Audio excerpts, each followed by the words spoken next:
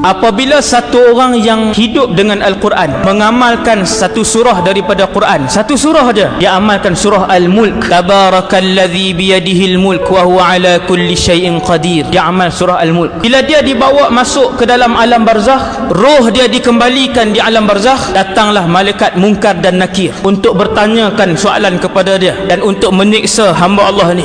Apabila Munkar dan Nakir datang daripada arah kakinya untuk memukul dia, datang surah Al-Mulk. Kena tengok, datang surah Al-Mulk pergi ke kaki orang yang mengamalkan surah tadi. Lalu dia berkata, jangan pukul tuan aku, sesungguhnya lelaki ini mengamalkan aku ketika mana dia hidup. Lalu malaikat dan azab tadi datang daripada sebelah kepala, surah Al-Mulk berpindah ke arah kepala. Ini hadis dan sanad dia hasan. Datang ke arah kepala untuk memukul orang ini, maka surah Al-Mulk datang ke arah kepala. Dia kata, jangan menghalang malaikat itu, sesungguhnya tuan ini, tuan aku ini dahulunya membaca aku ketika dia hidup di dunia dulu. Maka malaikat datang daripada arah kanan, surah ini mempertahankan tuannya di arah kanan. Malaikat datang daripada arah kiri, surah ini mempertahankan tuannya daripada disiksa di alam kubur daripada arah sebelah kiri. Lalu pulanglah malaikat itu, maka selamatlah tuan yang menghidupkan surah Al-Mulk di dalam kehidupannya.